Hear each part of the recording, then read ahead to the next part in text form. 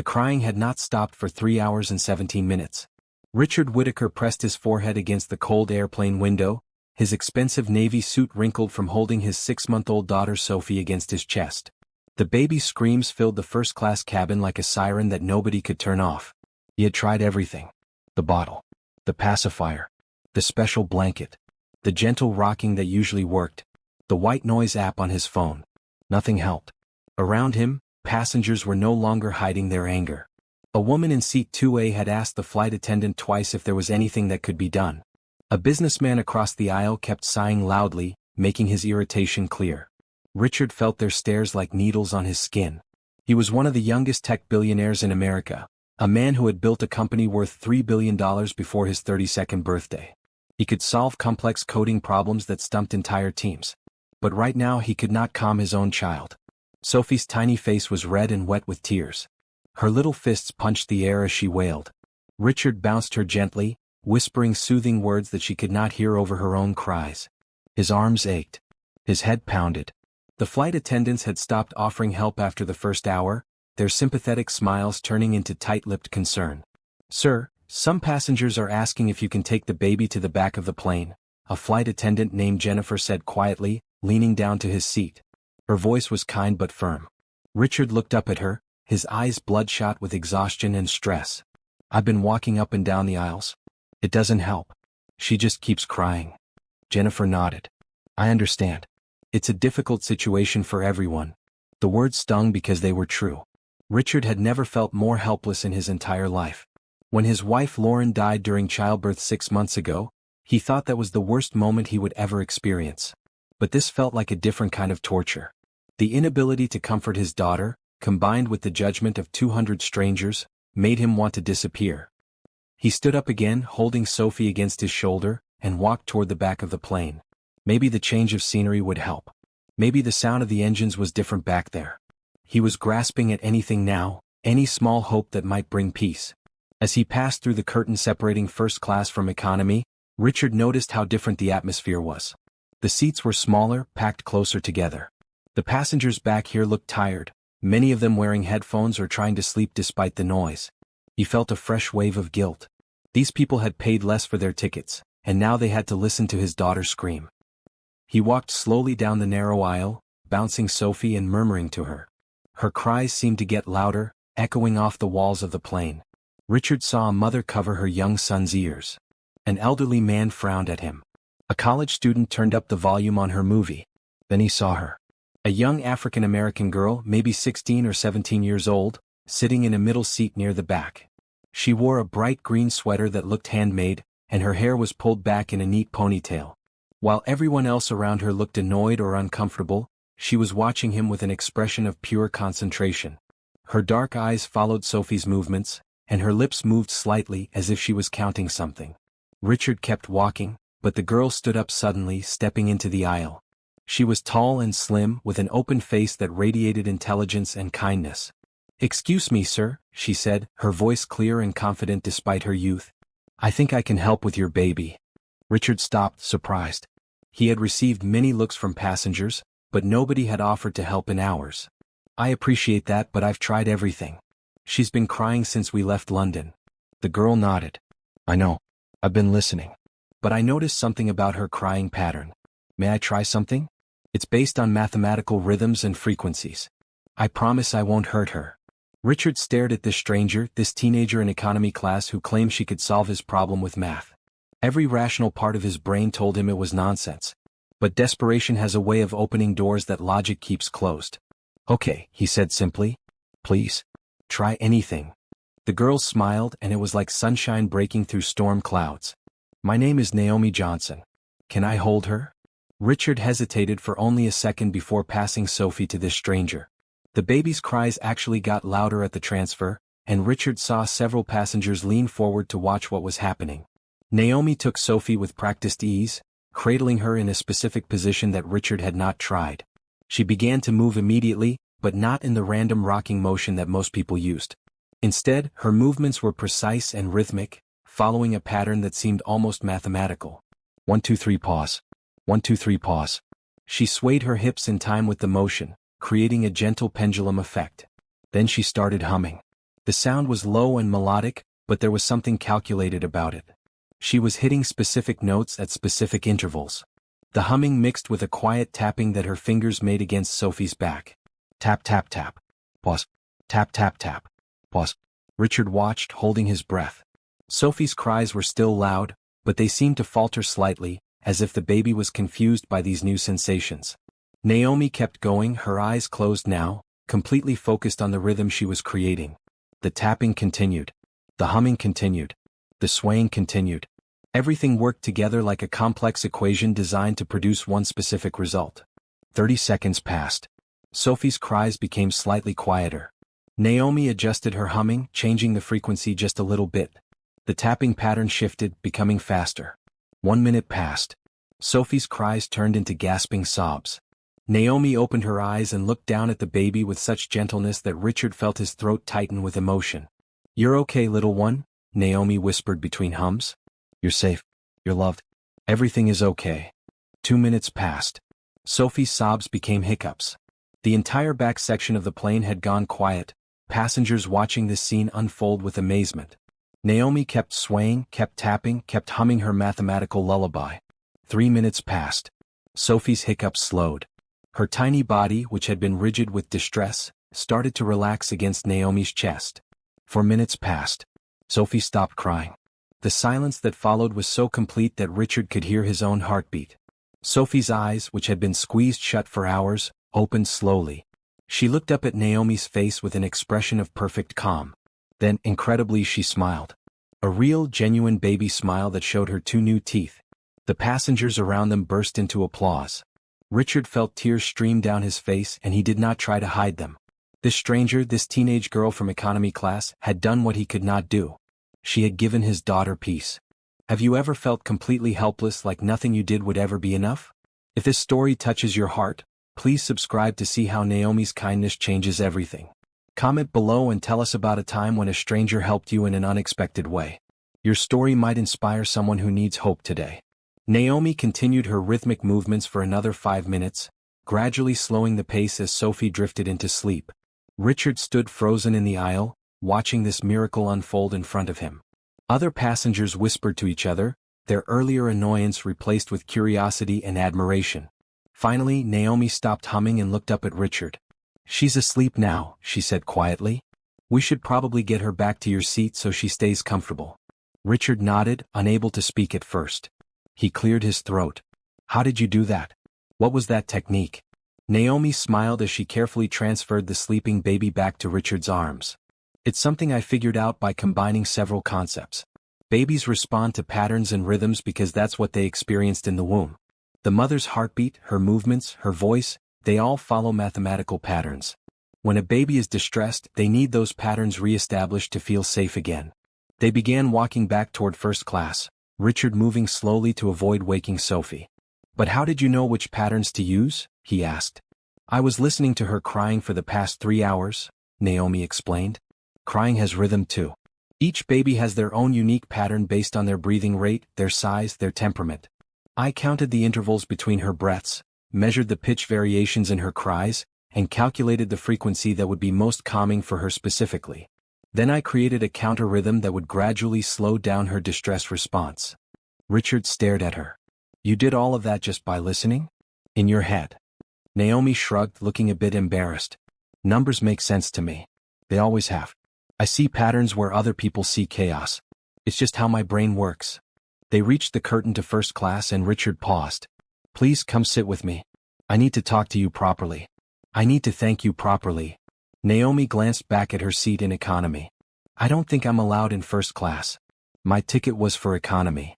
"I'm inviting you," Richard said firmly. "The flight attendants won't have a problem with it. Please. I insist." Naomi hesitated, then nodded. "Okay. Thank you." They settled into Richard's spacious first-class seats. Sophie remained asleep in his arms, her breathing deep and steady. The other first-class passengers looked at Naomi with interest and gratitude. Jennifer, the flight attendant, came over immediately. "Can I get you anything, miss?" she asked Naomi warmly. "Food? Drinks? We're so grateful for what you did." Naomi looked uncertain. Maybe just some water?" "Bring her whatever she wants," Richard said. and charge it to my account. Anything she wants for the rest of the flight. Jennifer smiled. Of course, sir. And miss, we have salmon, chicken, or vegetarian pasta for dinner. You missed the meal service in economy. The pasta sounds great, Naomi said. Thank you so much. After Jennifer left, Richard turned to Naomi. Tell me about yourself. What were you doing in London? Are you traveling alone? Naomi settled into the comfortable leather seat, clearly not used to such luxury. She wore simple clothes, the green sweater and a pair of worn jeans, but she carried herself with quiet confidence. I was at an international mathematics competition. It was held at Cambridge University. I got a scholarship to participate, but it only covered the competition fees and basic accommodation. I had to save for months to afford the plane ticket. An international mathematics competition, Richard repeated. At 16? I just turned 17 last week, Naomi corrected. But yes, I've been competing since I was 13. Math is my thing. It's the only subject where I feel like I really understand everything. Richard noticed the way her eyes lit up when she talked about mathematics. Did you do well at the competition? Naomi's smile grew wider. I came in second place overall. First place went to a graduate student from MIT, so I feel pretty good about second. Second place in an international competition against graduate students? Richard felt his respect for this young woman grow even deeper. That's extraordinary. Where do you go to school? Jefferson High School on the south side of Chicago, Naomi said. Her voice was proud but matter-of-fact. It's not fancy, but we have a good math teacher who recognized my abilities and helped me apply for these opportunities. Mrs. Patterson has been amazing. She wrote all my recommendation letters and helped me find scholarships. And your parents? Are they supportive of your gift? Naomi's expression became more guarded. It's just my mom, my little brother Jerome, and me. My dad died when I was 8. Mom works 3 jobs to keep us afloat. She cleans offices at night, works retail during the day, and does weekend shifts at a nursing home. She's incredible. She wants me to have opportunities she never had. Richard heard the love and admiration in Naomi's voice. 3 jobs. That must be difficult for all of you. We manage, Naomi said simply. Mom always says that hard work and kindness will open doors. And she's right. People have been kind to us. Teachers, neighbors, even strangers. That's why I wanted to help with your baby. I know what it feels like to be overwhelmed and need someone to step in. Jennifer returned with a tray of food and drinks. Naomi's eyes widened at the presentation, the real silverware and cloth napkin. This looks amazing, she said. Thank you. As Naomi ate, Richard watched Sophie sleep peacefully in his arms. The baby's face was relaxed, her tiny fingers curled against his chest. He thought about the past 6 months, about all the challenges of being a single father while running a major company. He had nannies and assistants and every resource money could buy, but none of that had helped today. This teenager with nothing but her brilliant mind and kind heart had succeeded where everyone else failed. Naomi, he said carefully, I want to help you. What you did today, it was more than just calming a crying baby. You showed extraordinary intelligence and compassion. Those are rare qualities. I'd like to do something to thank you properly. Naomi looked up from her pasta, surprised. You don't need to do anything. I was happy to help. That's what people should do for each other. I understand that, Richard said. But I'm in a position to make a real difference in your life and I'd like to do that. Please let me help. Not as payment, but as gratitude and recognition of your remarkable abilities. Naomi set down her fork, studying his face. What kind of help? I don't know yet, Richard admitted. But I'd like to stay in touch. Learn more about your goals and dreams. See if there are opportunities one can provide. I run a technology company called Whittaker Systems. We're always looking for brilliant minds. Maybe there's a way for us to support your education or provide mentorship. Naomi was quiet for a moment. Richard could see her thinking, weighing his offer carefully. Finally she spoke. My mom always taught me not to refuse kindness when it's freely given. She says pride has no place when someone genuinely wants to help. So yes, I would be grateful for any support you can offer. Thank you, Mr. Whittaker. Call me Richard, he said, smiling. And you're very welcome. Can we exchange contact information? I'd like to follow up on this conversation once we're back in the States. They spent the rest of the flight talking. Richard learned that Naomi dreamed of attending MIT or Stanford, that she wanted to work in artificial intelligence and machine learning, that she loved reading science fiction and playing chess with her brother. Naomi learned that Richard had built his company from nothing, that he had been married to his college sweetheart, that Sophie was the light of his life even though raising her alone terrified him sometimes. By the time the plane landed at Chicago O'Hare Airport, Richard felt like he had made a genuine connection with this extraordinary young woman. As they gathered their belongings and prepared to disembark, he turned to her one more time. "Thank you again, Naomi. For everything. I mean that with all my heart." Naomi smiled, slinging her worn backpack over her shoulder. "You're welcome, Richard. Take good care of Sophie. She's a special little girl." "Wait," Richard said as she started to walk away. "Let me at least give you a ride." "Where are you headed?" "I'm taking the train home," Naomi said. "It's fine. I do it all the time." "Please," Richard insisted. "My car is picking me up. We can drop you wherever you need to go. It's the least I can do." Naomi looked at him, then smiled and nodded. "Okay, thank you. That would actually be really helpful. The train takes forever." As they walked through the airport together, Richard carrying Sophie in her car seat and Naomi beside him with her backpack, he had no idea that this chance meeting on a plane would change both of their lives forever. Richard's driver, a kind man named Thomas, was waiting at the arrivals area with a sign. When he saw Richard with the baby and a teenage girl, his eyebrows rose slightly, but he maintained his professional composure. "Good evening, Mr. Whitaker," Thomas said, taking the car seat from Richard. "Shall I help with the luggage?" "Please," Richard replied. "Thomas, this is Naomi Johnson. She'll be riding with us. We're dropping her home first." Thomas smiled at Naomi. "Welcome, Miss Johnson. Let me get the door for you." The car was a sleek black Mercedes, spacious and comfortable. Naomi slid into the back seat, looking around at the leather interior and advanced technology with wide eyes. Richard got in beside her, adjusting Sophie's car seat between them. "Where are we headed?" Thomas asked from the driver's seat. Naomi gave him an address on the south side.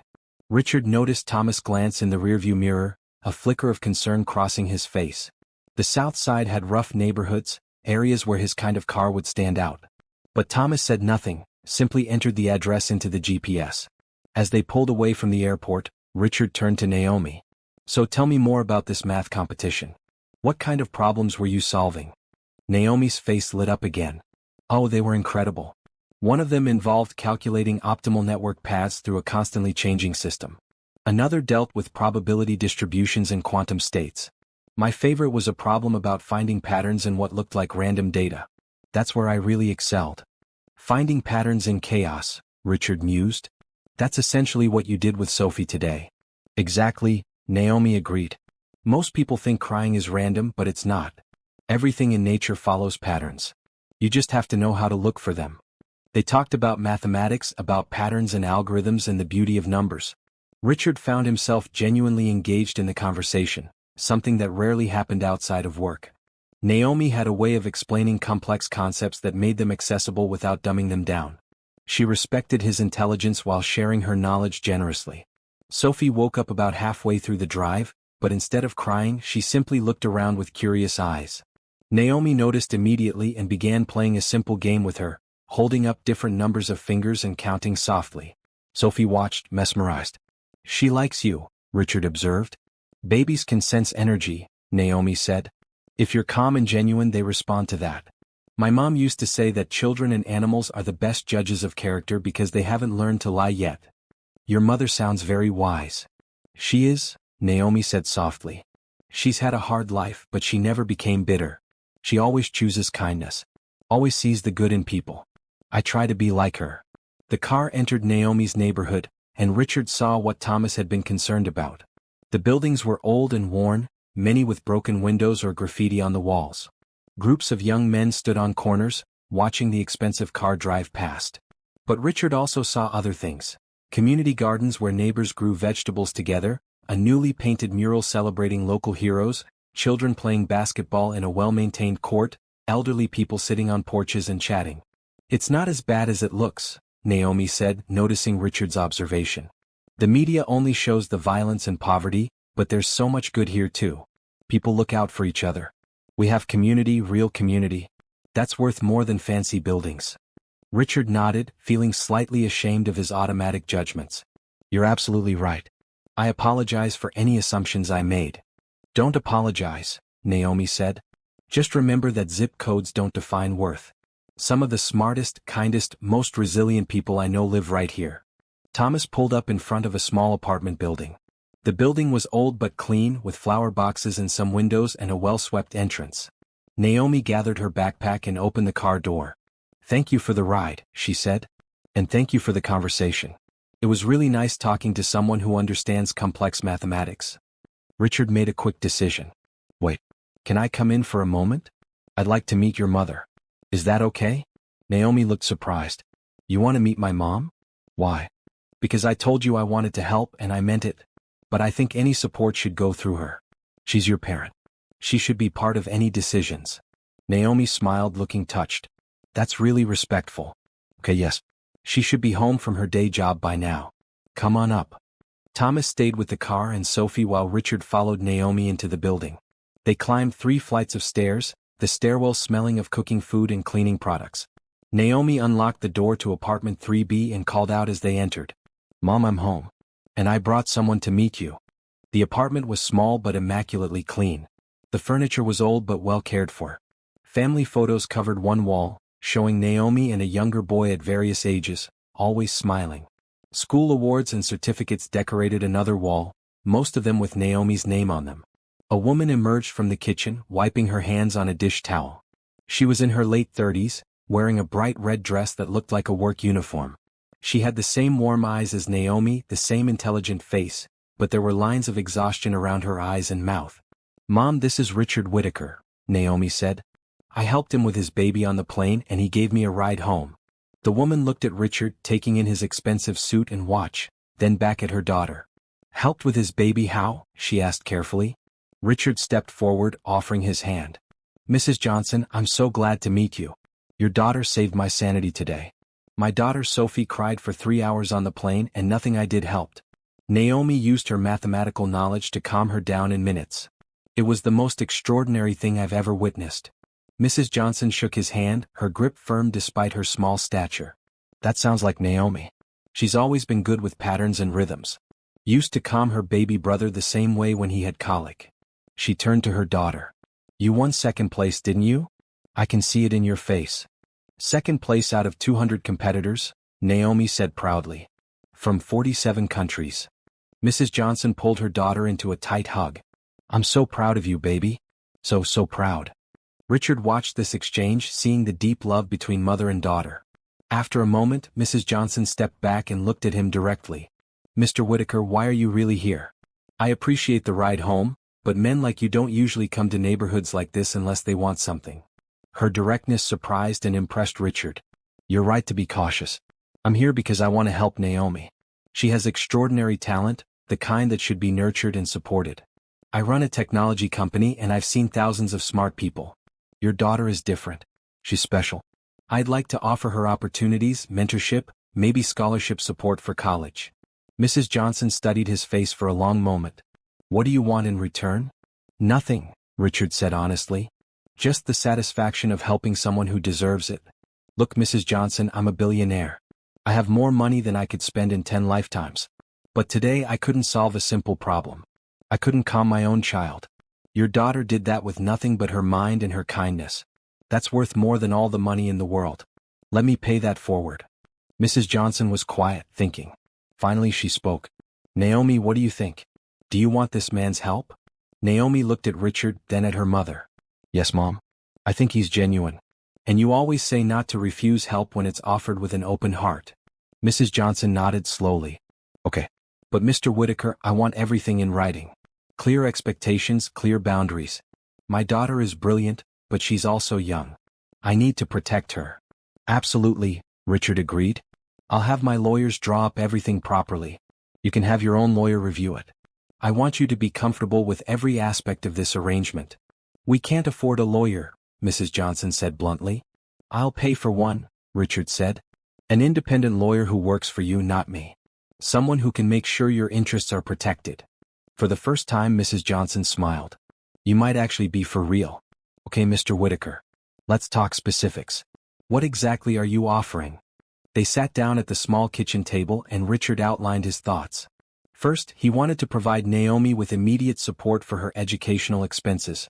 Books, supplies, competition fees, travel costs. Second, he wanted to offer her a part-time position at his company, working with his research and development team on weekends and summer breaks. Third, he wanted to set up a college fund that would cover tuition, room, and board at any university she chose. That's too much, Mrs. Johnson said, shaking her head. We can't accept all that. Why not? Richard asked gently. I can afford it easily. And Naomi will earn every penny through her work and her brilliance. This isn't charity. It's investment in an exceptional mind. Mrs. Johnson looked at her daughter. Naomi reached across the table and took her mother's hand. Mom, let him help. Please. This could change everything for us. For Jerome too. Jerome? Richard asked. My little brother, Naomi explained. He's 12. He's smart too, just in different ways. He's amazing with people, with words. He wants to be a writer. Richard made another quick decision. What if I set up a similar educational fund for Jerome? Not as much, since he's younger and we don't know his path yet, but something to ensure he has options too. Mrs. Johnson's eyes filled with tears. She pressed her hand to her mouth, overwhelmed. Naomi moved to her mother's side, wrapping her arms around her. It's okay, Mom, Naomi whispered. It's okay to accept help. You've been so strong for so long. Let someone help us for once. Mrs. Johnson took a deep breath, wiping her eyes. Okay. Yes. Thank you, Mr. Whitaker. Thank you so much. I don't know how to repay this kindness. You don't need to repay it, Richard said. Just let your children thrive. That's all the payment I need. They talked for another hour, working out details and exchanging contact information. Jerome came home from a friend's house, a bright-eyed boy with his mother's smile and his sister's intelligence. He was shy around Richard at first but warmed up when Richard asked about his writing. Finally, Richard stood to leave. I'll have my assistant contact you next week to set everything up properly. In the meantime, here's my direct number. If you need anything at all, please call me. At the door, Naomi hugged him unexpectedly. Thank you, Richard. You have no idea what this means to us. I think I do, Richard said softly. And you're welcome. As he walked back down the stairs to the car, Richard felt something he had not felt since Lauren died. Purpose beyond just work and survival. Helping this family felt right. It felt like the beginning of something important. 3 weeks later, Richard sat in the audience at the Chicago Mathematics Institute, watching Naomi compete in the National High School Championship. He had brought Sophie with him, along with her nanny Maria, a warm Filipino woman in her 50s who had been invaluable in the months since Lauren's death. The auditorium was packed with students, teachers, and parents.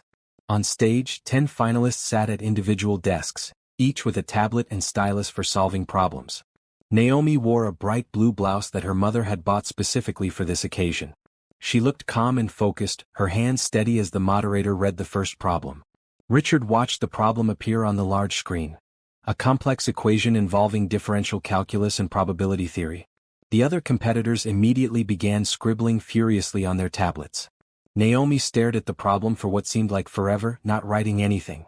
Richard felt his stomach tighten with concern. Then Naomi smiled, a small, confident smile. She began writing smoothly, her stylus moving in confident strokes across the tablet. While other students were still working through preliminary calculations, Naomi was already writing her final answer. She hit submit and sat back, waiting. The moderator checked his screen and his eyes widened. We have our first correct answer. Competitor number 7, Naomi Johnson, in 2 minutes and 37 seconds. That's a new record for this problem. The audience applauded. Richard found himself grinning, proud in a way that surprised him. Beside him, Maria bounced Sophie gently and whispered, "That girl is special, sir. Very special." The competition continued for 2 hours. Problem after problem appeared, each more difficult than the last. Some involved pure mathematics, others required applied thinking about real-world scenarios. Naomi consistently finished first or second, her answers always correct, her methods always elegant and efficient. When the final scores were calculated, the moderator approached the microphone with visible excitement. Ladies and gentlemen, we have a clear winner today, and she's broken multiple records in the process. With a perfect score and the fastest average completion time in the 20-year history of this championship, please congratulate Naomi Johnson from Jefferson High School. The auditorium erupted in applause. Naomi stood looking shocked and delighted. Her mother, sitting in the front row, was crying openly. Jerome was jumping up and down, shouting his sister's name. Richard stood and clapped, balancing Sophie on his hip. The baby seemed to sense the excitement and clapped her tiny hands too. After the ceremony, Richard made his way to where Naomi stood with her family and her teacher, Mrs. Patterson, a middle-aged black woman with gray-streaked hair and a warm smile. "Congratulations," Richard said, offering his hand to Naomi. "That was absolutely incredible." "Thank you," Naomi said, still glowing with happiness. "I can't believe I actually won. And broke records. This is crazy." "You deserved every bit of it," Mrs. Patterson said, beaming at her student. "Naomi, I've taught for 30 years and I've never had a student with your gift. You're going to do amazing things." Mrs. Johnson introduced Richard to Mrs. Patterson, explaining how they had met. Mrs. Patterson listened with interest, nodding thoughtfully. "Mr. Whitaker, I'm glad Naomi has found a mentor like you," Mrs. Patterson said. "She needs someone who understands what it means to be exceptional. It can be isolating being the smartest person in the room all the time. Naomi needs peers and mentors who can challenge her and appreciate her mind." "That's exactly what I want to provide," Richard agreed. "Speaking of which, I have a proposal." Everyone turned to look at him. Richard smiled and continued. "Naomi, I'd like to invite you to attend Rosewood Academy next year for your senior year. It's one of the best private schools in the country, and they have an extraordinary mathematics and science program. I've already spoken to the admissions director. They would be honored to have you." Naomi's mouth fell open. "Rosewood Academy? That's where the governor's kids go. Where senators' kids go. I could never afford that." "Full scholarship," Richard said. "Tuition, books, supplies, everything. And it includes a stipend for your family to offset the income you'd lose by not working after school. I know you help your mother with expenses. This way she won't suffer financially from your education." Mrs. Johnson put her hand over her heart. "Mr. Whitaker, this is too much. This is more than too much." "It's not enough," Richard said sincerely. "Mrs. Johnson, your daughter just broke multiple national records. She's competing at levels most graduate students can't reach. She deserves the best education possible. Please let me do this. I want to see how far Naomi can go when she has every resource available to her." Naomi looked at her mother, her eyes pleading. Mrs. Johnson looked at Mrs. Patterson, who nodded encouragingly. Finally she looked back at Richard. "Okay," she said softly. "Yes, we accept. Thank you, Mr. Whitaker. I don't have words for how grateful we are." Richard smiled. "You just said them. Now I have one more thing. This is for immediate needs." He pulled an envelope from his jacket pocket and handed it to Mrs. Johnson. "This should cover your current bills and give you some breathing room. It's not a loan. It's a gift, no strings attached. Use it however you need to." Mrs. Johnson opened the envelope and gasped. Inside was a check for $50,000. Her hands shook as she looked at the numbers. "I can't accept this. This is too much money." "Mom, please," Naomi said quietly. "Think about what this means. You can quit one of your jobs. You can rest. You can spend time with us. Please accept it." Mrs. Johnson looked at her children, her eyes brimming with tears. Jerome took her hand and Naomi put her arm around her mother's shoulders. Finally Mrs. Johnson nodded. "Okay, thank you. Thank you so much." Richard spent the rest of the afternoon with the Johnson family, getting to know them better. They went out for a celebration dinner at a nice restaurant, Richard's Treat. Jerome talked excitedly about the book he was writing, a science fiction story about kids with superpowers who used math to save the world. Naomi discussed the courses she wanted to take at Rosewood. Mrs. Johnson slowly relaxed, letting herself enjoy the moment without constantly worrying about money. Sophie was passed around the table, charming everyone with her giggles and smiles. She seemed particularly attached to Naomi, reaching for her whenever she was within sight. Richard watched these interactions with growing warmth. His daughter, who had cried for hours just weeks ago, was now laughing in the arms of the young woman who had saved both of them that day. After dinner, Richard drove them home in his car.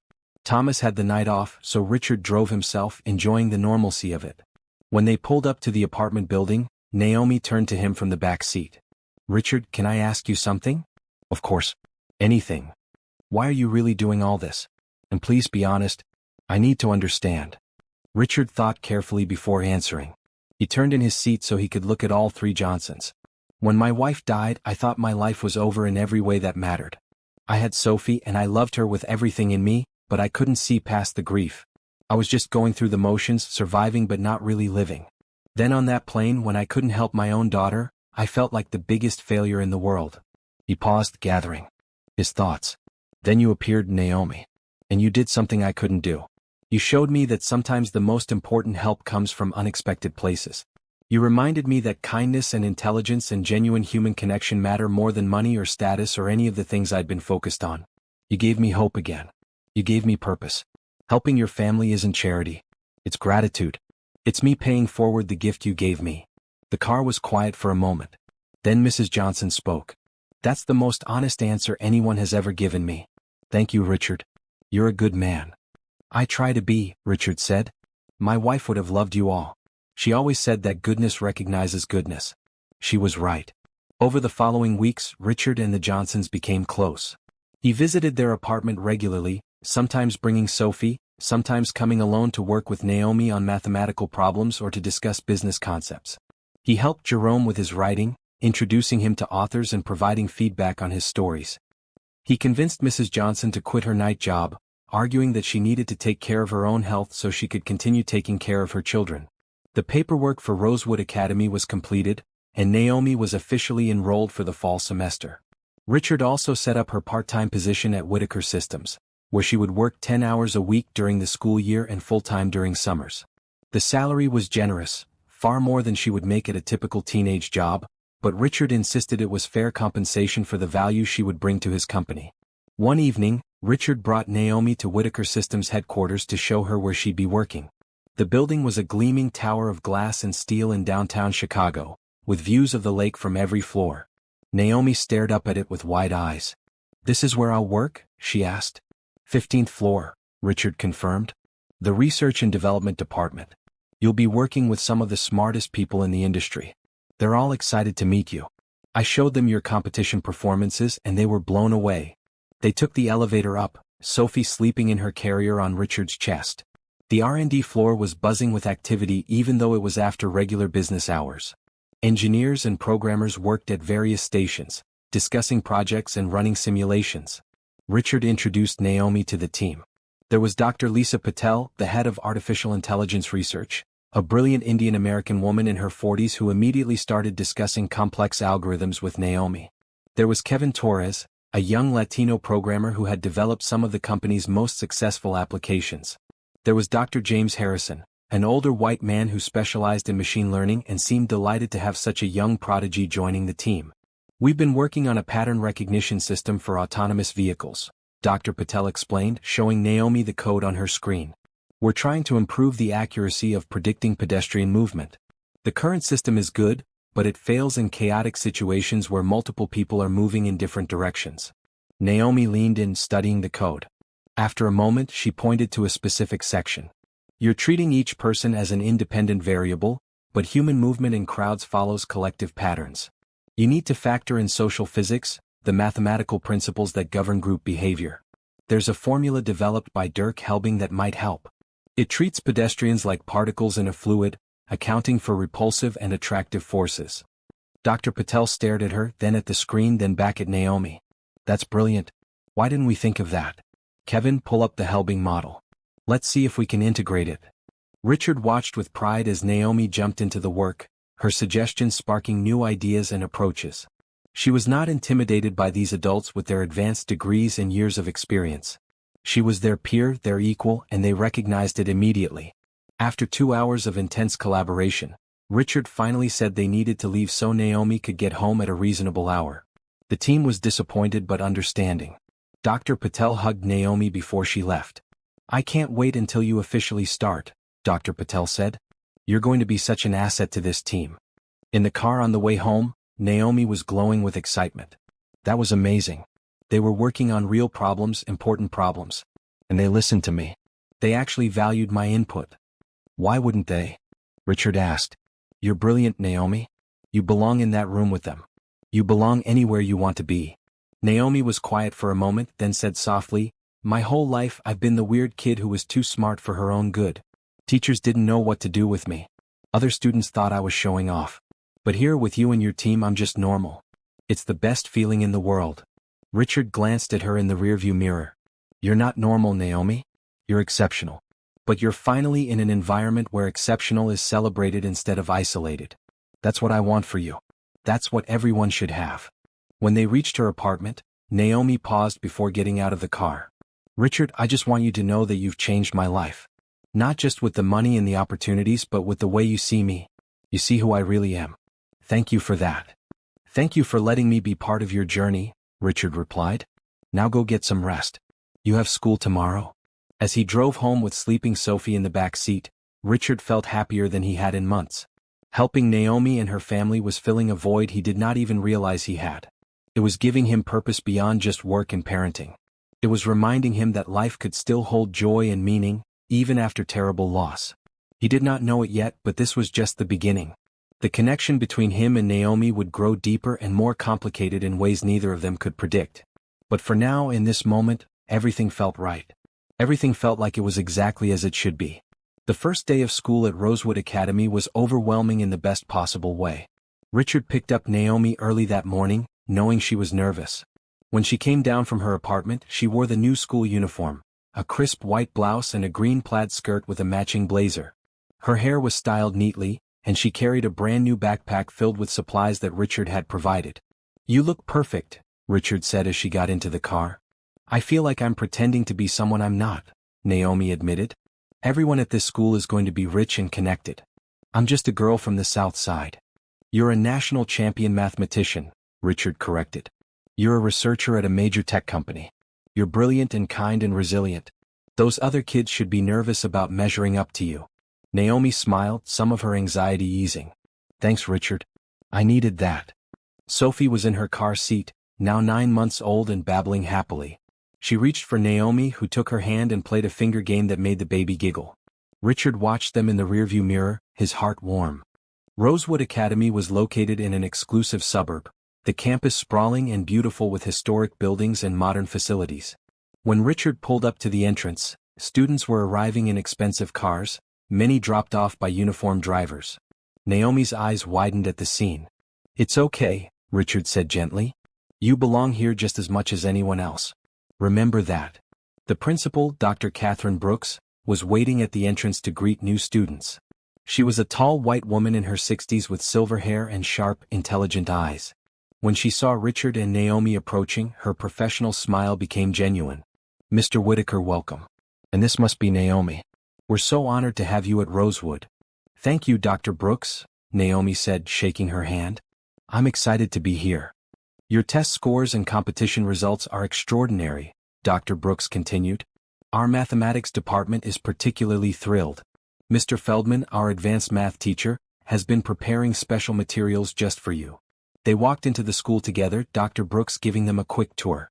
The facilities were impressive: state-of-the-art science labs, a library with thousands of books and computers, art studios with professional equipment, a theater that could seat hundreds.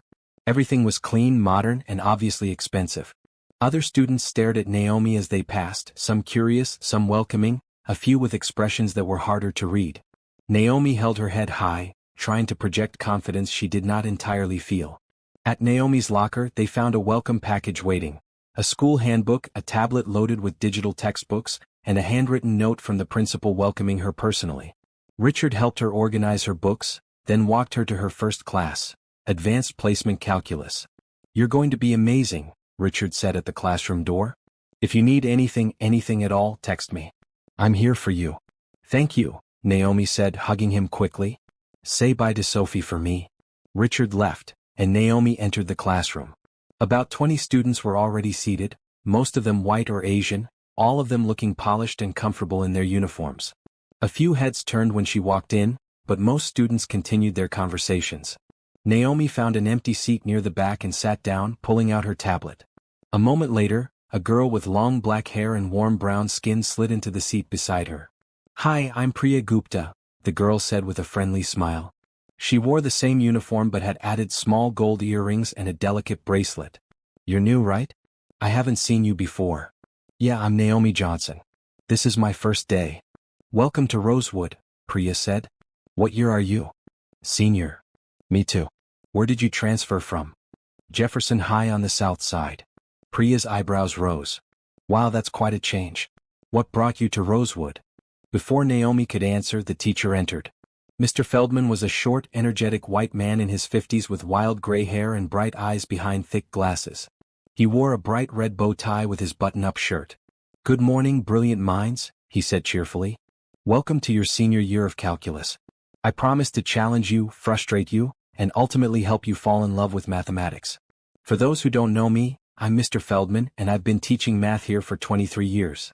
I never get tired of it because math never gets old. He looked around the classroom, his gaze landing on Naomi. And we have a new student today. Miss Johnson, would you like to introduce yourself? Naomi stood, feeling all eyes on her. Hi, I'm Naomi. I just transferred here from Jefferson High. I'm really interested in mathematics, especially applied mathematics and pattern recognition. I'm looking forward to learning from all of you. Ah yes, Mr. Feldman said, his eyes twinkling. Our national champion. Class, Naomi won the National High School Mathematics Championship last month with a perfect score and record-breaking times. She's also working as a researcher at Whittaker Systems, one of the top tech companies in the country. We're very lucky to have her. The class murmured with interest. A few students looked impressed, others skeptical. A white boy in the front row raised his hand. If you're already working at a tech company, why bother with high school? He asked, not rudely but genuinely curious. Because there's always more to learn, Naomi replied. And because community matters. Learning with other people is different from learning alone. It's better. Mr. Feldman beamed at her. Excellent answer, Miss Johnson. Now let's begin today's lesson. We're going to explore differential equations and their applications in real-world systems. The class flew by. Mr. Feldman's teaching style was engaging and rigorous, challenging students to think beyond formulas and understand the underlying principles. Naomi found herself genuinely engaged, asking questions and contributing to discussions. By the end of the period, several students had approached her to continue conversations about specific problems. Priya walked with Naomi to her next class. That was impressive in there. You really know your stuff. Thanks, Naomi said. I love math. It's kind of my thing. Kind of. Priya laughed. National champion seems like more than kind of. So how did you end up at Rosewood? Scholarship. Naomi hesitated, unsure how much to share. Yeah, scholarship. I was lucky enough to catch the attention of someone who believed in my potential. The rest of the day followed a similar pattern. Each class was challenging and engaging. Teachers were supportive and knowledgeable. Students were mostly friendly, though Naomi could sense some social hierarchies and cliques that would take time to navigate. By lunch, she was mentally exhausted but exhilarated. Priya invited her to sit with her group at lunch. The cafeteria was nothing like Jefferson High, with multiple food stations offering fresh, healthy options. Naomi got a salad and a sandwich, then followed Priya to a table where 3 other students sat. Everyone, this is Naomi, Priya said. Naomi, this is Tyler, Michelle, and Andre. Tyler was a white boy with shaggy blonde hair and a lacrosse jersey. Michelle was an Asian American girl with short hair and paint stains on her blazer. Andre was a black boy with glasses and a confident smile. They all greeted Naomi warmly. So you're the math genius? Andre said. That's cool. I'm more of a history guy myself, but I respect the talent. What do you want to study in college? Michelle asked. Artificial intelligence and machine learning, Naomi replied. I'm interested in how we can use mathematics to teach computers to recognize patterns and make decisions. That's ambitious, Tyler said. Where are you applying? MIT is my top choice, but I'm also looking at Stanford, Carnegie Mellon, and Caltech. The conversation flowed easily, and Naomi felt herself relaxing. These kids were privileged, yes, but they were also genuine and curious. They asked about her background without being judgmental, and they shared their own goals and interests freely. After school, Richard picked her up at the entrance.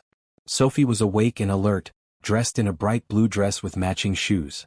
When Naomi got in the car, the baby squealed with delight and reached for her. How was your first day? Richard asked as they drove away from campus. Amazing, Naomi said, taking Sophie's little hand. Really, really good. The classes are hard but in a good way. The teachers are incredible. And I made some friends, I think. I knew you would do great, Richard said proudly. Tell me everything. Naomi described her day in detail, the classes, the students, the conversations, the challenges. Richard listened attentively, asking questions and offering encouragement. When they reached the apartment, he walked her up as usual. Mrs. Johnson was home from her day job, cooking dinner in the kitchen. Jerome was at the table doing homework. When Naomi walked in, both of them looked up eagerly. How was it? Mrs. Johnson asked immediately. It was wonderful, Naomi said, hugging her mother. Mom, the school is incredible. The opportunities there are beyond anything I imagined. She told her family about her day while Richard played with Sophie in the living room. Mrs. Johnson listened with tears of pride in her eyes. Jerome peppered Naomi with questions about the campus and the students. "Did anyone give you trouble?" Mrs. Johnson asked carefully. "Any issues with being the scholarship student?" "Not at all," Naomi assured her. "If anything, people seemed impressed. Mr. Feldman told the whole class about my championship win. Some kids were actually a little intimidated." Richard joined them at the table. "Naomi was amazing today. Dr. Brooks called me this afternoon to say how impressed the teachers were. She said Naomi contributed more in her first day than some students do all year." Mrs. Johnson looked at Richard with deep gratitude. "Thank you for this. Thank you for believing in my daughter and giving her this chance." "She's earning it," Richard said simply. "I'm just opening doors. Naomi is walking through them on her own merit." Over dinner, which Richard had been invited to stay for, they talked about plans for the coming weeks. Naomi would start her work at Whitaker Systems the following Saturday. She had a manageable course load at Rosewood that would allow her to balance school and work. Richard had also arranged for a tutor to help Naomi with college application essays, though her grades and achievements spoke for themselves. "I still can't believe this is real," Naomi said, looking around the table at her family and Richard.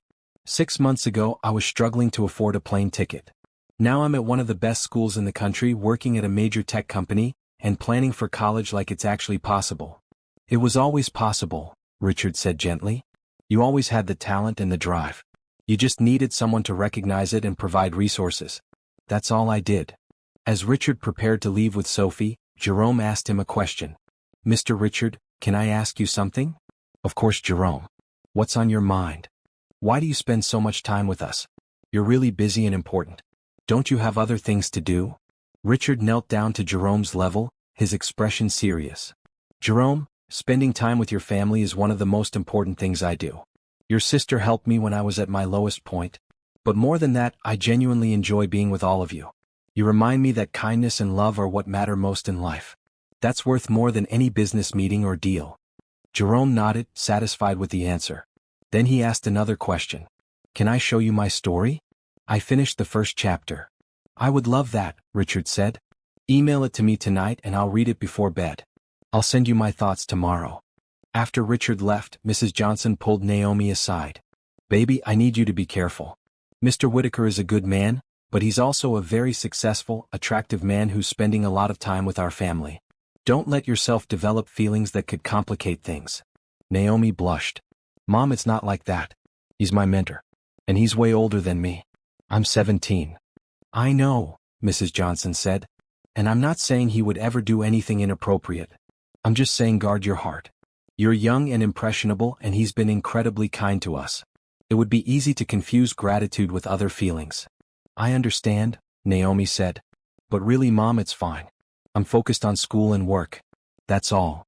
But later that night, lying in bed, Naomi thought about Richard.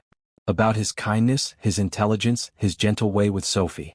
About how safe she felt when he was around, how valued and seen.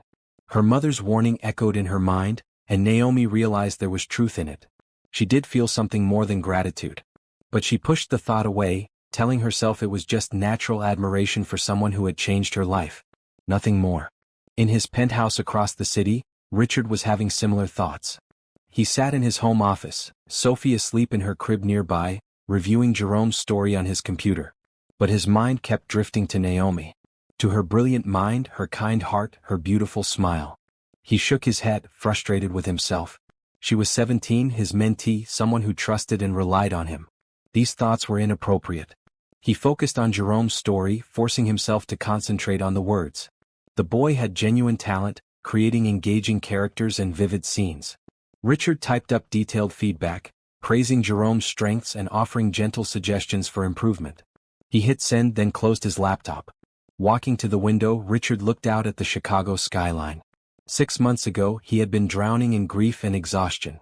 Now he felt alive again, engaged with the world in meaningful ways. The Johnson family had given him that gift. He could not let confused feelings ruin it. He would be the mentor Naomi needed, the friend her family deserved. Nothing more. But as he climbed into bed, Richard knew it would not be that simple. Feelings, once acknowledged, rarely went away just because they were inconvenient. He would have to be very careful, very respectful, very appropriate. Naomi's well-being and her family's trust mattered more than his own emotions. Time would test that resolve in ways he could not yet imagine. 2 years passed in a blur of achievement and growth. Naomi graduated from Rosewood Academy as valedictorian, her graduation speech moving the entire audience to tears as she talked about opportunity, gratitude, and the power of kindness. She was accepted to MIT with a full scholarship, along with offers from every other school she applied to. Her work at Whittaker Systems had resulted in 3 patent applications, 2 published papers, and recognition throughout the tech industry. But more importantly, Naomi had grown from a gifted but uncertain teenager into a confident young woman. She was 19 now, poised on the edge of college and full adulthood. She wore her natural hair in beautiful curls, her style more refined but still authentic. Today she wore a bright maroon dress that she had chosen for her college send-off party. Richard, now 34, watched her from across his penthouse living room, where the party was being held. Sophie, now 3 years old, was playing with Jerome and Naomi at a low table set up with crayons and paper. The little girl adored Naomi, calling her Nomi, and wanting her attention constantly. The penthouse was filled with people: Naomi's family, her friends from Rosewood, colleagues from Whittaker Systems, teachers and mentors. Mrs. Johnson moved through the crowd with quiet pride, wearing a beautiful green dress that Richard had given her as a gift. She had quit all but one job, now working as an administrator at a nonprofit that helped other single mothers. Jerome, now 14, was taller and more confident, his first novel nearing completion with help from a literary agent Richard had introduced him to. Richard's parents had flown in from California for the party. His mother, Barbara, a graceful white woman in her 60s, was talking with Mrs. Johnson near the windows. His father, Robert, a distinguished man with gray hair and sharp features, was discussing business with some of Richard's colleagues. They had embraced the Johnson family warmly, seeing how important they were to their son and granddaughter. "Richard, come over here," Naomi called, waving him to the children's table. "Sophie wants you to see her drawing." Richard walked over, his heart doing something complicated when Naomi smiled at him. This had been happening more frequently lately, these moments where his carefully controlled feelings threatened to surface. Naomi was no longer a teenager. She was a brilliant, accomplished young woman about to start college. But she was still his mentee, still someone who depended on him. The age difference, while less significant now, still existed. Sophie held up her drawing proudly. It showed 4 stick figures, 1 large, 1 small, and 2 medium-sized. "This is you, Daddy," she said, pointing to the tall figure. "And this is me. And this is Nomi. And this is Jerome." "It's beautiful, sweetheart," Richard said, kneeling beside her. "You're such a good artist." "Nomi helped me," Sophie said. "She's the best." "She really is," Richard agreed, meeting Naomi's eyes over Sophie's head. Something passed between them, a moment of connection that felt charged with unspoken feelings. Jerome noticed and glanced between them with raised eyebrows. At 14 he was perceptive enough to sense the undercurrent. He looked at his sister questioningly, but Naomi turned away, focusing on Sophie's drawing. Later in the evening, after most guests had left, Richard found himself on the balcony with Naomi. The Chicago skyline glittered before them, the summer night warm and pleasant. Sophie was asleep in her room, watched over by Maria. Inside, Mrs. Johnson was helping clean up with Richard's parents. "I can't believe I'm leaving for Boston in 2 weeks, Naomi said, leaning against the railing. "It feels surreal." "You're ready for it," Richard said, standing beside her. "MIT is lucky to have you." "I'm nervous," Naomi admitted. "What if I'm not as smart as everyone thinks? What if I get there and realize I'm out of my depth?" Richard turned to face her. "Naomi, you're one of the most brilliant people I've ever met. You've proven yourself over and over. MIT will be challenging, but you'll rise to meet it like you always do." Naomi looked at him, her expression vulnerable in a way she rarely showed. "What if I fail? What if I let everyone down? You invested so much in me, believed in me when nobody else did. What if I don't live up to that?" "You could never let me down," Richard said firmly. "Success isn't just about achievements and awards. It's about growth, learning, becoming who you're meant to be. Whatever happens at MIT, wherever life takes you, I'll be proud of you." They were quiet for a moment, the city sounds distant below them. Then Naomi spoke again, her voice softer. "Richard, can I tell you something? And will you promise to be honest with me?" "Always," Richard said, though his heart started beating faster. "Do you ever feel like there's something between us? Something more than mentor and student or friend and friend? Or am I imagining it?" Richard's breath caught. This was the conversation he had been avoiding for 2 years, the acknowledgement he feared because of what it might mean. He could lie, could pretend he did not know what she was talking about. But he had promised honesty. "I feel it," he admitted quietly. "I've felt it for a while now. But Naomi, you're about to start college. You're 19. I'm 34. There's a power dynamic between us because of what I've done for you and your family. Acting on these feelings would be wrong." "Why?" Naomi challenged. "I'm an adult. I know my own mind. And you didn't create a power dynamic to manipulate me. You helped my family because you're genuinely kind. That's different." "Is it?" Richard asked. "How can you be sure your feelings aren't influenced by gratitude? By the fact that I changed your family's circumstances?" Naomi stepped closer to him. "Because I've thought about this for 2 years. I've questioned myself constantly. And I know the difference between gratitude and genuine connection. What I feel for you is real, Richard. It's not about what you've given me. It's about who you are." Richard wanted to reach for her, to pull her close and admit that he felt the same way. But responsibility held him back. "You're about to start an incredible new chapter of your life. You'll meet new people, have new experiences.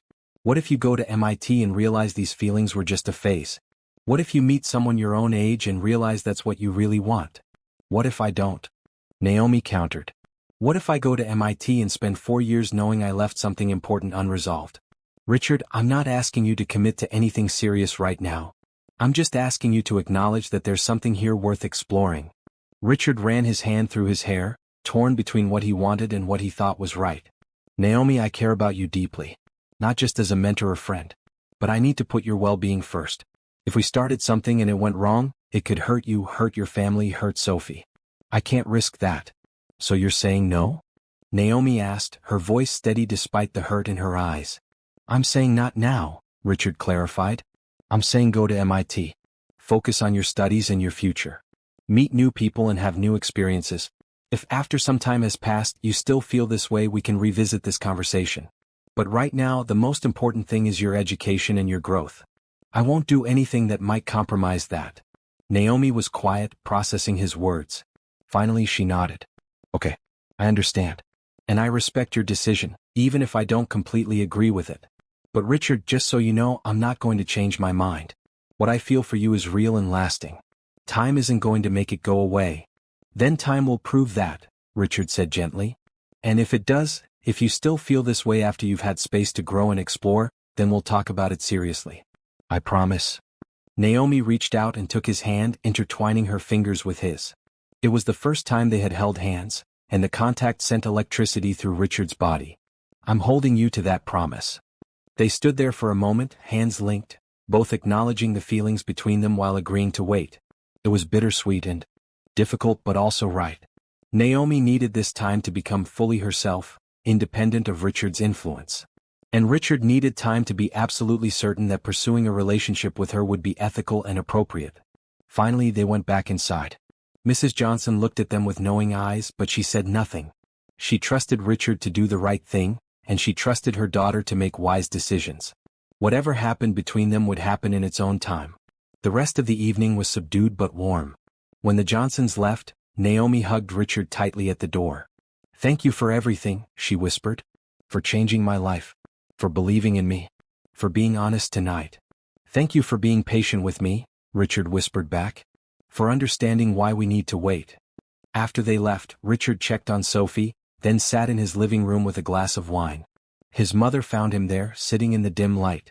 "You're in love with her," Barbara said simply, sitting beside her son. Richard did not deny it. "Is it that obvious?" "To someone who knows you as well as I do, yes. And she feels the same way." "I know. She told me tonight." Barbara was quiet for a moment.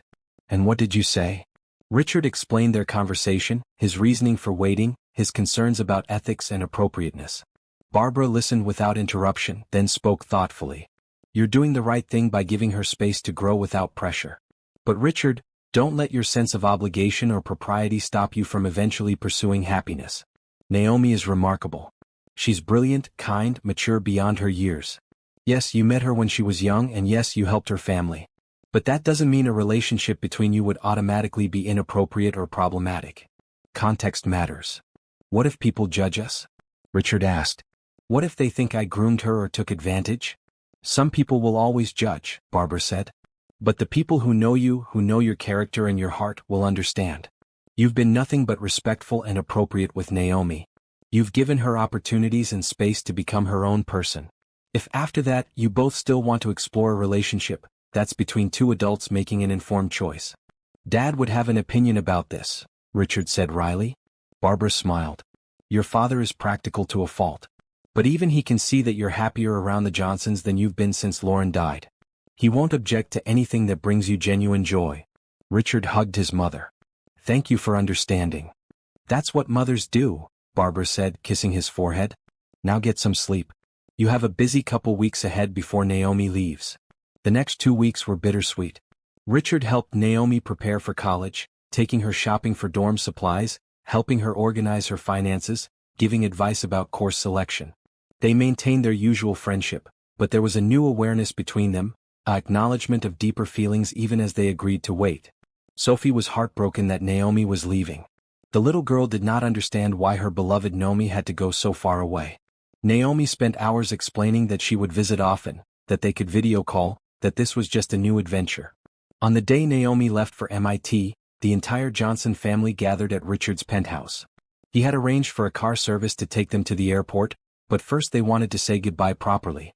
Sophie clung to Naomi, crying, until Naomi promised to call that very evening. Richard walked Naomi to the elevator carrying one of her suitcases. At the doors they paused. This is it, Naomi said. The next chapter. You're going to be amazing, Richard said. MIT is lucky to have you. Don't forget about me while I'm gone, Naomi said, attempting to joke but her voice catching. Richard cupped her face gently, breaking his own rule about physical contact. I could never forget about you. You've become one of the most important people in my life, Naomi. That's not going to change because of distance. Naomi leaned into his touch, closing her eyes. I meant what I said on the balcony. I'm not going to change my mind. Then I'll be here when you're ready, Richard promised. They broke apart as the elevator arrived. Naomi stepped in, turning to face him as the doors began to close. See you soon, Richard. See you soon, Naomi. The doors closed and Richard stood alone in the hallway. His penthouse suddenly felt empty, despite Sophie's presence inside. Naomi had become such an integral part of his life that her absence left a noticeable void. But he knew this was necessary.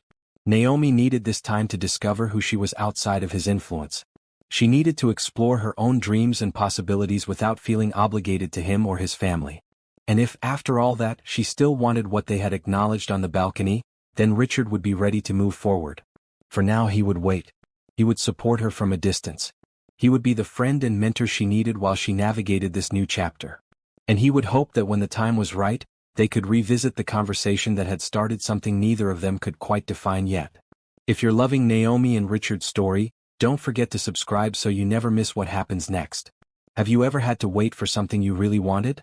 Was it worth it? Share your experience in the comments below. 18 months had passed since Naomi left for MIT. Richard stood in the arrivals terminal at Logan International Airport, watching passengers stream through the gates. Sophie, now 4.5 years old, bounced excitedly beside him, wearing a bright green dress with white flowers. She had been counting down the days until Naomi's holiday break with the intensity only a child can manage. Is that her daddy? Sophie asked every time she saw a young woman with dark skin. Is that Naomi? Not yet, sweetheart, Richard said patiently. We'll see her soon. When Naomi finally appeared, pulling a small suitcase behind her, Richard's breath caught. She looked different. More confident, more sophisticated. She wore her hair in elegant braids, and her style had evolved into something polished yet authentic. She wore jeans and a bright red sweater that brought out the warm tones in her skin. Sophie broke free from Richard's hand and ran toward Naomi, shouting her name. Naomi dropped her suitcase and caught the little girl, spinning her around as they both laughed. I missed you so much, Sophie said, squeezing Naomi's neck. I missed you too, sweet girl, Naomi replied, kissing her cheek. You got so big. Richard approached more slowly, giving them their moment. When Naomi looked up at him over Sophie's head, their eyes met and held. 18 months of phone calls and video chats had not prepared him for seeing her in person again. The connection between them, which had been strong before, now felt almost overwhelming. Hi, Richard, Naomi said softly. Hi, Naomi. Welcome home. They hugged carefully, aware of Sophie between them, aware of the feelings that had only grown stronger with time and distance. Richard breathed in Naomi's scent, felt the warmth of her body against his, and knew with absolute certainty that what he felt was not going away. In the car, Sophie chattered nonstop about everything Naomi had missed: her new school, her ballet classes, the stories Jerome had been reading to her. Naomi listened with genuine interest, asking questions and laughing at Sophie's animated descriptions. Richard drove, occasionally glancing in the rearview mirror at Naomi. She caught him looking once and smiled, a small, knowing smile that made his heart race. They went directly to Richard's penthouse, where Mrs. Johnson and Jerome were waiting. The reunion was joyful and loud, full of hugs and laughter and rapid-fire questions. Mrs. Johnson had cooked a feast, Naomi's favorite food spread across the dining table. Over dinner, Naomi told them about MIT. About her research in artificial intelligence, her work on neural networks, the professors who challenged and inspired her. She had maintained a perfect GPA while working part-time in a research lab. She had presented at conferences, collaborated with graduate students, and published 2 more papers. And the social life? Mrs. Johnson asked pointedly. Please tell me you've made time for friends and fun. Naomi laughed. Yes, Mom. I have friends. I go to parties sometimes. I even dated a little, though nothing serious. Richard's stomach tightened at the mention of dating, but he kept his expression neutral. Of course she had dated. She was a beautiful, brilliant young woman at a major university. It would have been strange if she had not. Anyone special? Jerome asked, grinning mischievously. No, Naomi said, her eyes flicking briefly to Richard. Nobody special. Just casual stuff. I'm too focused on my work for a serious relationship right now. The conversation moved on, but Richard felt Naomi's words settle over him like a blanket. Nobody special. Was that true, or was she saying it for his benefit? After dinner, Sophie insisted that Naomi tuck her into bed. Richard stood in the doorway of Sophie's room, watching Naomi read a bedtime story in the rocking chair with Sophie curled against her chest. The scene was so domestic, so natural, that Richard could easily imagine it being their reality. Naomi as Sophie's stepmother. Their family officially joined. The thought should have scared him, but it only felt right. After Sophie fell asleep, Naomi and Richard found themselves alone on the balcony again, just as they had been 18 months ago. The December air was cold, but they bundled in coats and stood looking out at the city lights. It's good to be home, Naomi said. I love MIT, but I miss this. Missed you and Sophie and my family. We missed you too, Richard said. The penthouse has been too quiet without your visits. They were quiet for a moment. Then Naomi spoke, her voice steady but nervous. Richard, remember the conversation we had before I left? About our feelings? Richard's pulse quickened. I remember. You said to give it time. To go to MIT to grow and explore and see if I still felt the same way. Naomi turned to face him fully. It's been 18 months. I've had time. And Richard, I need to tell you that nothing has changed. If anything, my feelings have gotten stronger. Richard met her gaze, seeing the certainty there. Tell me about it. About how you know. Naomi smiled. I dated 3 different guys at MIT. All of them were smart, age-appropriate, interested in me. One was even really sweet, someone I could see myself with under different circumstances. But every single time I found myself comparing them to you. Wishing they were you. Missing our conversations, missing the way you see the world, missing the way you make me feel safe and challenged at the same time. She stepped closer. I tried, Richard. I really tried to move on, to convince myself that what I felt for you was just gratitude or a phase or some kind of confused attachment.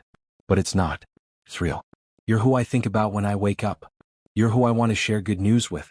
You're who I miss when I'm lying in bed at night. That's not going to change. Richard's heart was pounding. Everything she was saying echoed his own experience. The phone calls that brightened his entire day. The video chats he looked forward to all week. The way everything reminded him of her. The dates he had gone on that felt hollow because the women were not Naomi. I feel the same way, Richard admitted. I've tried to stay appropriate, to maintain boundaries, to be just your mentor and friend. But Naomi, you're the first thing I think about when I wake up too. You're the person I want to tell everything to. When something good happens, I want to share it with you. When something is hard, I want your perspective. You've become essential to me. So what do we do about it? Naomi asked. Because I'm not 17 anymore. I'm not your naive mentee who might be confusing feelings. I'm 20 years old. I've had space and time to figure myself out. And I know what I want. I want to see if this thing between us can be something real. Richard reached out and took her hands, intertwining their fingers like they had done once before. Are you absolutely sure? Because once we cross this line we can't go back. Our relationship will change. And if it doesn't work out, we risk losing what we have. I'm sure, Naomi said without hesitation. Are you? Richard looked at this extraordinary woman standing before him. She was brilliant, kind, strong, mature, beautiful. She knew her own mind and had proven it over 18 months of separation. The age difference, while still present, mattered less now. She was an adult, independent and self-sufficient. And what he felt for her was deeper than anything he had experienced except with Lauren. I'm sure, Richard said. But Naomi, we need to be smart about this. We need to take it slow. We need to communicate constantly.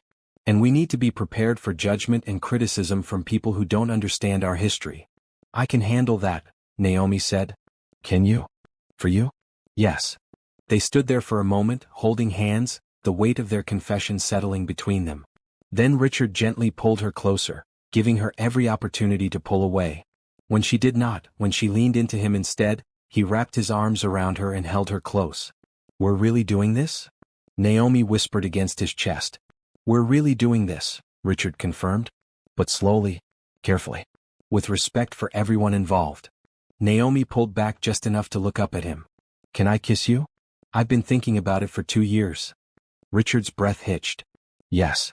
Naomi rose on her toes and Richard leaned down, meeting her halfway.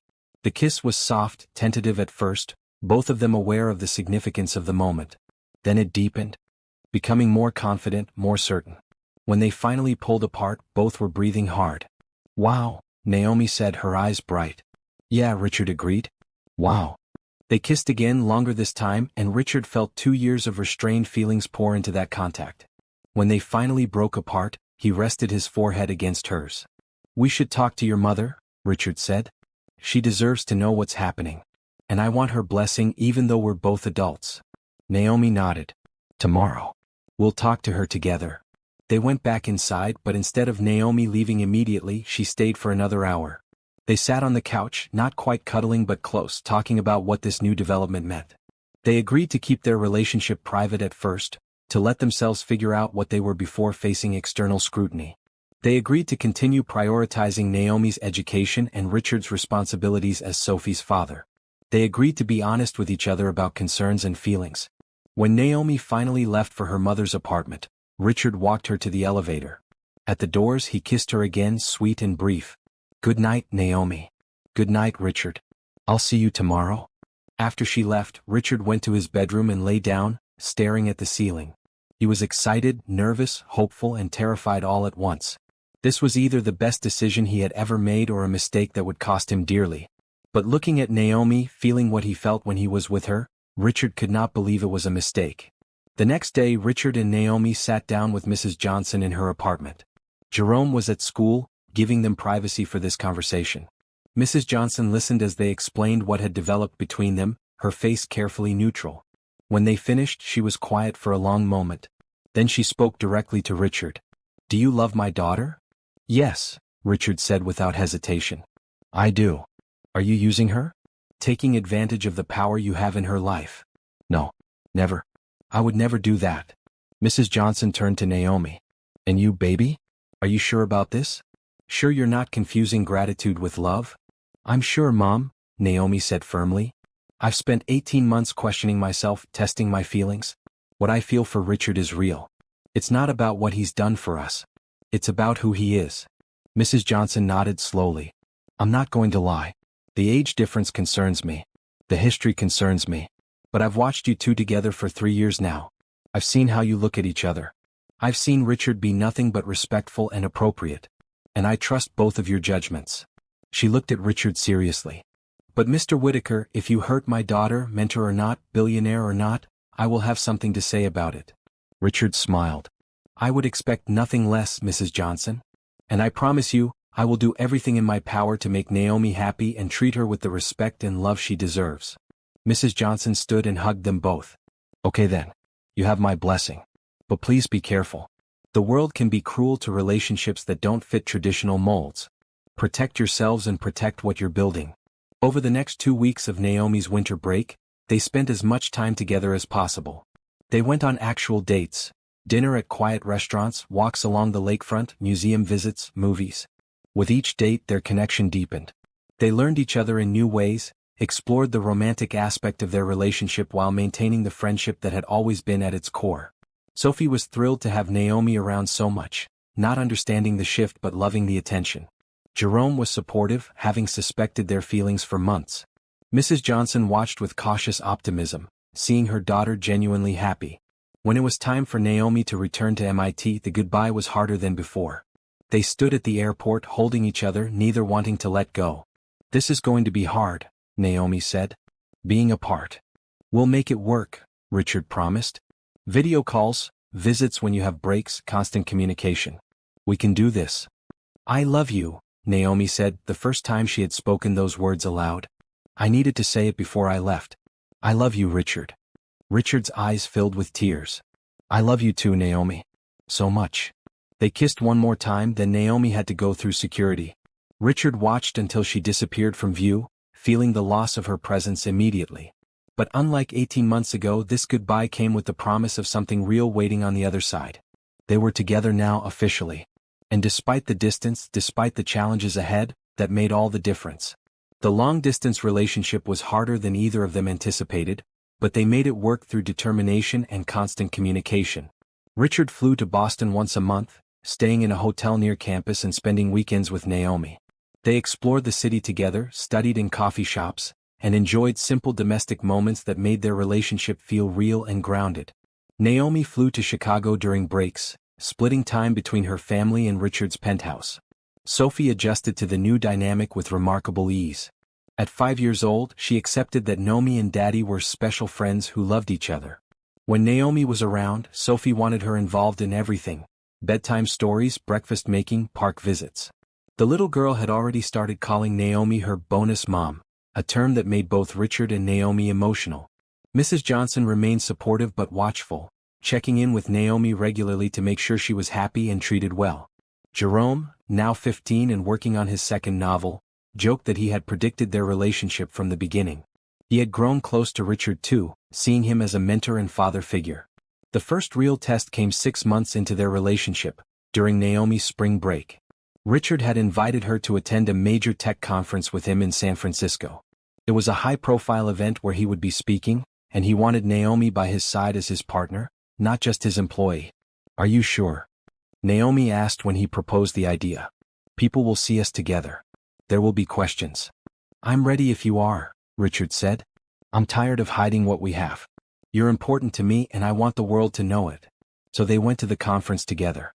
Richard introduced Naomi as his girlfriend and partner, not just as a researcher from his company. The reactions were mixed. Some people were supportive and congratulatory. Others whispered behind their hands, speculating about the age difference and how they had met. A few tech bloggers wrote articles questioning the appropriateness of their relationship, dredging up Naomi's history as Richard's mentee. The negative attention hurt, but it also strengthened their resolve. They held their heads high, behaving professionally in public while being affectionate in private. Richard gave his keynote speech, and Naomi attended as his date, sitting in the front row and beaming with pride. That evening they attended the conference gala. Naomi wore a stunning blue dress that Richard had bought for her, and he wore a tailored black suit. They danced together, Richard holding her close as they moved to the music. "How are you doing with all the attention?" Richard asked quietly. "I'm okay," Naomi said. "It's uncomfortable, but I expected it. We knew people would judge. As long as you and I know the truth about our relationship, that's what matters. The truth being that I love you and respect you, and our relationship is between equals," Richard said. "Exactly," Naomi agreed. "And the truth being that I chose this freely, with full knowledge and understanding. I'm not a victim. I'm a willing participant in something beautiful." A tech journalist approached them during a break in the dancing. She was a middle-aged white woman with sharp eyes and a recorder in her hand. "Mr. Whitaker, can I ask you a few questions about your relationship with Miss Johnson?" Richard tensed, but Naomi squeezed his hand. "Sure," he said evenly. "There's been some speculation about the appropriateness of your relationship, given that you were Miss Johnson's mentor and benefactor when she was underage. What do you say to critics who suggest there's a power imbalance?" Richard kept his voice calm. "I understand why people might have questions. But the facts are clear. I met Naomi when she was 17, and our relationship was strictly professional and mentorship-based for 3 years. During that time, I provided educational opportunities, not personal attention. Naomi and I did not begin a romantic relationship until she was 20 years old, living independently at MIT, and had proven herself as a brilliant researcher in her own right. She chose to pursue a relationship with me as an autonomous adult. There is no power imbalance because Naomi has her own career, her own achievements, and her own life. The journalist turned to Naomi. Miss Johnson, what do you say to people who suggest you're with Mr. Whitaker because of what he can provide financially? Naomi's smile was cool and confident. I would say they don't know me or understand our relationship. I was on full scholarship at MIT before Richard and I started dating. I have my own research position, my own publications, my own reputation in the field. I don't need Richard's money or connections. I'm with him because I love him as a person, because he's kind and intelligent and treats me as an equal. Our relationship is built on mutual respect and genuine affection, not financial dependency. The journalist seemed disappointed that her questions had not produced the drama she wanted. She thanked them and walked away. Richard and Naomi looked at each other and laughed. That was our first real public challenge, Naomi said. We handled it pretty well. You handled it perfectly, Richard corrected. You were poised and articulate. I'm so proud of you. Over the following months, the public scrutiny gradually faded as people found new topics to discuss. Richard and Naomi settled into a rhythm that worked for them, focused on their own relationship, supportive of each other's careers, and increasingly confident in their choice to be together. Naomi continued excelling at MIT. She was selected for an exclusive research program focusing on machine learning applications in healthcare. Her work was getting recognized internationally, with invitations to speak at conferences and collaborate with leading researchers. She was building a reputation completely separate from Richard's influence, proving to herself and others that she was successful on her own merits. Richard's company was thriving too. He had launched a new division focused on ethical AI development, with Naomi consulting on the project remotely. Sophie started kindergarten and was flourishing, a happy, confident child who loved learning and making friends. For Naomi's 21st birthday, Richard planned something special. He flew her entire family to Chicago and rented out a private room at an upscale restaurant. The guest list included Mrs. Johnson, Jerome, Richard's parents, close friends from both their lives, and colleagues who had supported them. When Naomi walked into the room, wearing a bright green dress that complemented her skin beautifully, she gasped at seeing everyone gathered. The room erupted in cheers and applause. "Happy birthday," Richard said, kissing her cheek. "You deserve to be celebrated." The evening was magical. People gave speeches honoring Naomi's achievements and character. Jerome read a poem he had written about his sister. Mrs. Johnson shared stories from Naomi's childhood, making everyone laugh and cry. Richard's mother welcomed Naomi officially as part of their family. Then Richard stood to give his toast. He looked at Naomi, his heart full of love and gratitude. 2.5 years ago, I was on a plane with my crying daughter, feeling like a complete failure as a father. Then this remarkable young woman walked up to me and changed everything. Naomi, you saved me that day. Not just by calming Sophie, but by reminding me that kindness and brilliance and genuine human connection are what matter most in life. He paused, his voice thick with emotion. Watching you grow into the woman you are today has been one of the greatest privileges of my life. You're an exceptional mathematician, a talented researcher, a loving daughter and sister, an incredible partner, and a wonderful bonus mother to Sophie. You make me want to be better. You make the world brighter just by being in it. Happy birthday, Naomi. I love you more than words can express. The room applauded as Richard kissed Naomi, who was crying happy tears. She stood and hugged him tightly. "Thank you," she whispered. "For everything. For believing in me. For loving me. For being patient with me. Thank you." Later that night, after the party ended and everyone had gone home, Richard and Naomi sat in his penthouse living room. Sophie was asleep in her room, and the city lights twinkled outside the windows. Naomi was curled against Richard's side, his arm around her shoulders. "This has been the best birthday of my life," Naomi said contentedly. "You deserve every bit of happiness," Richard replied, kissing the top of her head. Naomi was quiet for a moment, then said, "Richard, I've been thinking about something. About the future." "What about it?" "Well, I have one more year at MIT. Then I'll graduate with my bachelor's degree. I've been accepted into MIT's graduate program, which is amazing. But I've also been thinking about other options." Richard felt a flutter of nervousness. "What kind of options?" There are excellent graduate programs in Chicago, Naomi said carefully. Northwestern has a top-tier AI research program.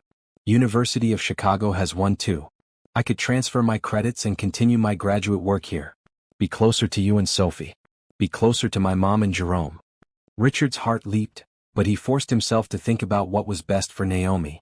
MIT's program is the best in the country. You shouldn't compromise your education to be near me. It wouldn't be a compromise, Naomi argued. Chicago's programs are excellent too. And Richard, I'm tired of the distance. I'm tired of only seeing you once a month. I want to be part of your daily life. Part of Sophie's daily life. I want to have dinner with you after work and wake up next to you and be a real family. Are you sure? Richard asked. This is a big decision. You need to be certain it's what you want, not what you think I want. I'm sure, Naomi said firmly. I've given this a lot of thought. MIT has been incredible, but it's time for the next chapter. And I want that chapter to be in Chicago with you. Richard pulled her closer, overwhelmed with happiness. Then yes, come home to Chicago. Let's build our life together properly. They kissed and it felt like a promise. A commitment to their shared future, to the family they were creating together. The next year passed quickly. Naomi finished her final year at MIT with honors, graduating with multiple awards and a thesis that was published in a prestigious journal. She was accepted into Northwestern's graduate program with full funding and a research assistantship. Richard's company expanded, opening 2 new offices and hiring hundreds of employees. Sophie turned 6 and was reading at a 3rd grade level, showing early signs of being academically gifted like her bonus mother. Jerome, now 16, finished his 2nd novel and signed with a publishing house. His first book was set to be released the following year, a young adult science fiction story that had already generated buzz in the literary community. Mrs. Johnson was promoted to director at her nonprofit, her hard work and dedication finally being recognized. She was dating someone, a kind man named Thomas who treated her like the queen she was. Everything was falling into place. Everyone was thriving. And Richard and Naomi were happier than either of them had imagined possible. On the day Naomi officially moved to Chicago, Richard helped her unpack boxes in the apartment he had helped her lease near Northwestern's campus. It was a nice 1-bedroom in a safe neighborhood, close to both the university and his penthouse. This is really happening, Naomi said, looking around at her new space. We're really in the same city now. Finally, Richard agreed, wrapping his arms around her from behind. No more long distance. Just us figuring out life together. Naomi turned in his arms and kissed him. I love you, Richard Whittaker. I love you too, Naomi Johnson. More than you'll ever know. They spent the rest of the day setting up her apartment, ordering takeout for dinner and planning their new routine. Sophie would spend weekends at Naomi's place sometimes. They would have regular date nights. They would continue supporting each other's careers while building something lasting and real. That evening, as they sat on Naomi's new couch eating Chinese food and watching TV, Richard felt a contentment he had not experienced since Lauren died. He had found love again, unexpected and perfect. And this time he was going to do everything in his power to make it last. Life in Chicago together was everything they had hoped for and more complicated than they had anticipated. Naomi threw herself into her graduate studies at Northwestern, quickly becoming one of the top students in the program. Her research focused on ethical AI development, specifically addressing bias in machine learning algorithms. She published regularly, presented at conferences, and worked part-time at Whittaker Systems in a more senior role than before. But balancing graduate school, work, relationship, and family was exhausting. Some weeks, Naomi barely had time to sleep, let alone maintain the connections that mattered most to her. Richard tried to be supportive and understanding, but he struggled too. Running a major company while being a single father and maintaining a relationship required careful juggling. Their first major fight happened 6 months after Naomi moved to Chicago. Richard had planned a special weekend trip to a lakeside resort for the 3 of them, wanting quality time together as a family unit. But at the last minute, Naomi had to cancel because her research advisor scheduled an important meeting that could not be rescheduled. Richard tried to hide his disappointment, but Sophie was heartbroken. She cried that Naomi was breaking her promise, that she did not love them anymore. Richard had to console his daughter while simultaneously feeling frustrated with Naomi for prioritizing work over family. When Naomi came over that evening after her meeting, Richard was cool and distant. Naomi noticed immediately. "What's wrong?" she asked. "Sophie was really upset that you canceled," Richard said, trying to keep his voice neutral. She's been looking forward to this trip for weeks. I know, and I feel terrible about it, Naomi said. But Richard, you know how important my research is. I couldn't skip this meeting. My entire dissertation depends on this advisor's support. I understand that, Richard replied. But Naomi, relationships require time and attention too. Sophie needs you. I need you. And lately it feels like your work always comes first. Naomi's expression hardened. That's not fair. You of all people should understand career demands. You miss things with Sophie all the time because of work. That's different.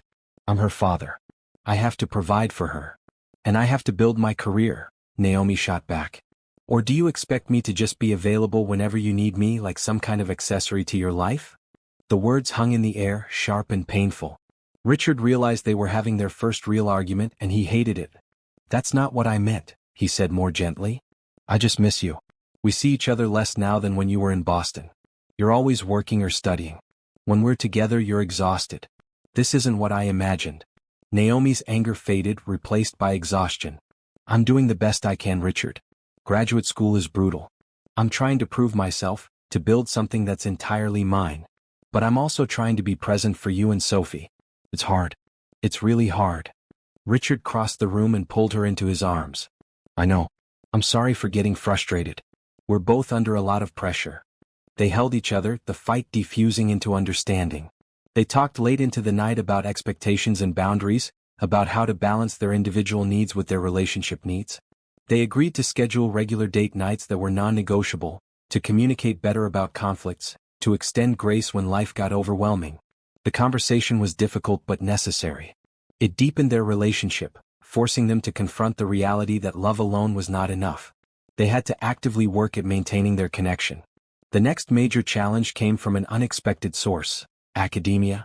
Naomi's research advisor, Dr. Martin Sheffield, was a renowned expert in AI ethics, a white man in his 60s with impeccable credentials and significant influence. He had seemed supportive of Naomi at first, praising her work and giving her access to important research projects. But 6 months into her program, his attitude shifted. He began dismissing her ideas in meetings, crediting her contributions to other team members, and making subtle comments about her relationship with Richard. Must be nice having a billionaire boyfriend to fall back on if academia doesn't work out, he said once during a lab meeting, his tone joking but his eyes cold. Naomi felt the comment like a slap. Her colleagues shifted uncomfortably, but nobody said anything. She kept her composure, finished the meeting, and then went home and cried in frustration. When she told Richard about the incident, his face darkened with anger. That's completely inappropriate. He's creating a hostile environment. You should report him. And say what? Naomi asked bitterly. That he made one comment? He'll say he was joking. And then he'll make my life miserable. Richard, he controls my dissertation. He controls my academic future. I can't risk antagonizing him. Richard wanted to fix it, to use his influence and resources to protect Naomi. But she made him promise not to interfere. This was her battle and she needed to fight it on her own terms. Over the following months, Dr. Sheffield's behavior worsened. He delayed approving Naomi's dissertation proposal, claiming it needed more work despite other faculty members praising it. He excluded her from important meetings and research opportunities. He made comments about affirmative action and suggested that Naomi's accomplishments were due to her race and gender, not her abilities. Naomi endured it with quiet dignity, documenting everything while continuing to produce excellent work. She found allies among other faculty members and graduate students who had witnessed Dr. Sheffield's behavior. She connected with the university's diversity office and learned about formal complaint procedures. Finally, when Dr. Sheffield publicly humiliated her during a department presentation, criticizing her methodology in front of visiting scholars and implying she did not understand basic statistical concepts, Naomi had enough. She filed a formal complaint with the university, supported by detailed documentation and witness statements from colleagues. The investigation was thorough and uncomfortable. Naomi had to relive every incident, defend her work, and face skepticism from administrators who questioned whether she was being too sensitive. But she held firm, presenting clear evidence of a pattern of discriminatory behavior. Richard supported her through it all, never pushing, just being present.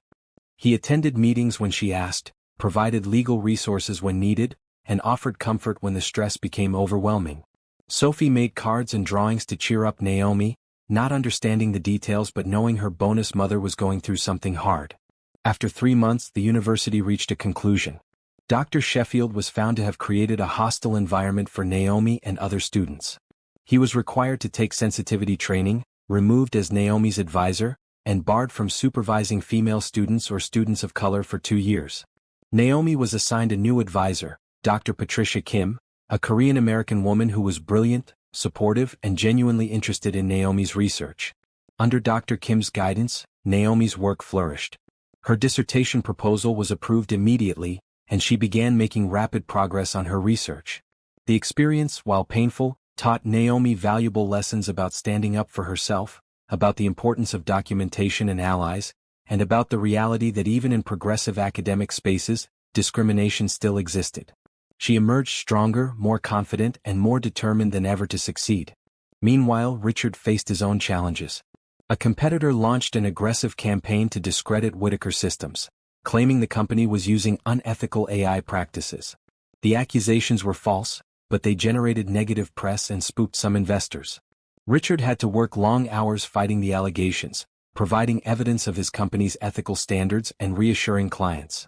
The stress took a toll on him, making him short-tempered and exhausted. He leaned on Naomi for support, and she was there for him just as he had been there for her. Together, they navigated these professional storms while maintaining their relationship and their commitments to Sophie and their families. It was not easy, but they learned that facing challenges together made them stronger as a couple. 1 year after Naomi moved to Chicago on the anniversary of their first kiss, Richard planned a special evening. He arranged for Maria to watch Sophie overnight and made reservations at the restaurant where they had their first official date. Over dinner, Richard took Naomi's hands across the table. "This year has been one of the hardest of my life. But it's also been one of the best. Do you know why?" Naomi smiled. "Why?" "Because I've had you beside me. Through every challenge, every stress, every moment of doubt. You've been my partner in the truest sense. We've faced things together and we've come through stronger. That's what real love is. Not just the happy moments but the hard ones too." "I feel the same way," Naomi said. "This year has tested us in ways I didn't expect. But I never doubted us, Richard. Not once. What we have is real and lasting." They finished dinner and walked along the lakefront, holding hands under the stars. The future felt bright and full of possibility. They had proven to themselves and each other that their relationship could weather storms. Now it was time to think about what came next. The rest of that year brought more triumphs than challenges. Naomi's research gained international recognition, with major tech companies requesting consultations on implementing her bias reduction algorithms. Richard's company not only survived the false accusations but emerged stronger, with new clients who appreciated their commitment to ethical AI. Sophie thrived in school, excelling in math and science like her bonus mother. She told everyone that Naomi was going to be her real mom someday, speaking with the absolute certainty that only children possess. Jerome's second novel was published to critical acclaim, and he was already working on a third. Mrs. Johnson and Thomas got married in a small, beautiful ceremony surrounded by family and friends. Naomi was her mother's maid of honor, and Richard gave away the bride since Mrs. Johnson's father had passed years ago. It was a day full of joy and tears, celebrating love finding its way even after hardship. As Naomi approached the completion of her doctoral program, she and Richard talked seriously about their future. They had been together for nearly 3 years and both knew where they were heading. But Richard wanted to do things right, to honor Naomi properly and make their commitment official. He began planning something special, something that would honor their journey and celebrate the family they had become. 2 years later, Naomi stood in the research lab at Whittaker Systems, presenting her findings to a room full of executives and engineers. She was 24 now, about to defend her doctoral dissertation at Northwestern. Her research had made waves in the AI community, offering innovative solutions to algorithmic bias that major tech companies were already implementing. She wore a bright blue blazer over a white blouse, her natural hair styled in an elegant updo. She moved through her presentation with confidence and clarity, fielding complex questions with ease. Richard watched from the back of the room, his heart bursting with pride. When the presentation ended, the room erupted in applause. Dr. Patel, now Whittaker Systems' Chief Technology Officer, approached Naomi with a huge smile. "Naomi, that was outstanding. We want to offer you a full-time position as Senior AI Research Director once you complete your dissertation. The salary and benefits package is in this folder." Naomi opened the folder and her eyes widened.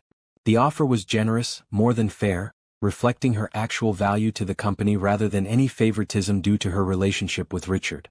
She had earned this position through her work, her innovations, her proven contributions. "I accept," Naomi said, shaking Dr. Patel's hand. "Thank you for this opportunity." After everyone left, Richard approached her, his expression warm. "Congratulations. That presentation was incredible." "Thank you," Naomi said, hugging him. "And thank you for not interfering. For letting me build my career on my own merit." "You've never needed my interference," Richard said. "You're brilliant all on your own." That evening they celebrated with both families at Richard's penthouse. Mrs. Johnson, now remarried to Thomas and glowing with happiness, toasted her daughter's achievements.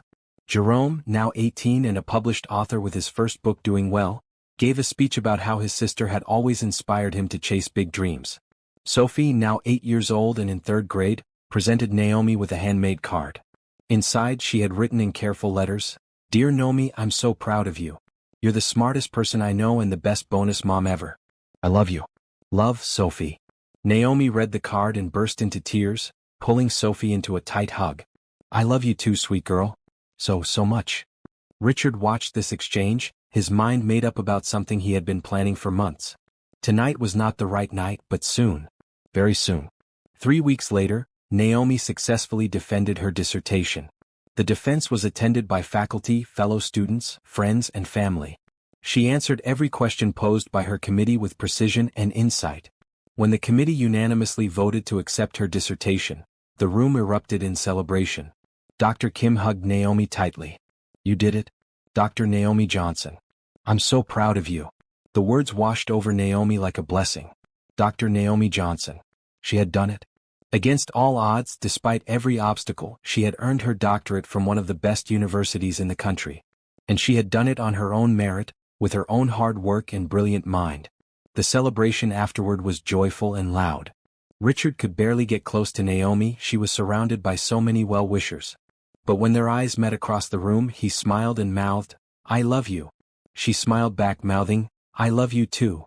That night, after everyone had gone home, Richard and Naomi sat on his balcony. It was May and the weather was perfect. Sophie was asleep inside, exhausted from the day's excitement. "Dr. Johnson," Richard said, testing out the title. "It has a nice ring to it." Naomi laughed. "It feels surreal. Like I'm living someone else's life." "It's your life," Richard corrected. "You earned every bit of it." They were quiet for a moment, comfortable in each other's presence. Then Richard spoke again. "Naomi, do you remember the day we met? On that plane?" "Of course. How could I forget? I was at my lowest point. Exhausted, grieving, feeling like a complete failure. Then you appeared and changed everything. You gave me hope again. You gave me purpose. You reminded me that life could still hold joy and meaning." Naomi reached for his hand. "You changed my life too. You saw potential in me that I didn't even see in myself. You opened doors I didn't know existed. You believed in me." "I still believe in you," Richard said. "And I want to keep believing in you, supporting you, loving you for the rest of my life." Something in his tone made Naomi's breath catch. Richard stood and pulled her to her feet. Then, to her shock, he knelt down on one knee. "Richard," Naomi whispered, her hands flying to her mouth. Richard pulled a small velvet box from his pocket and opened it. Inside was a stunning ring, a sapphire surrounded by diamonds, elegant and unique. "Naomi Johnson, you are the most brilliant, kind, strong, beautiful woman I have ever known. You make me want to be better. You make Sophie's life richer and fuller. You make our family complete. I love you more than I can express. Will you marry me?" Naomi stared at him, at the ring, tears streaming down her face. She had dreamed of this moment but had not let herself expect it.